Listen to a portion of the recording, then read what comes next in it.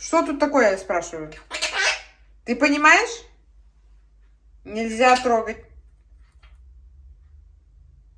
Что тут такое?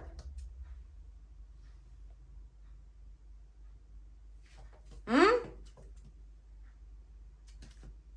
Эрик, не трогай. Ты понимаешь, что нельзя трогать?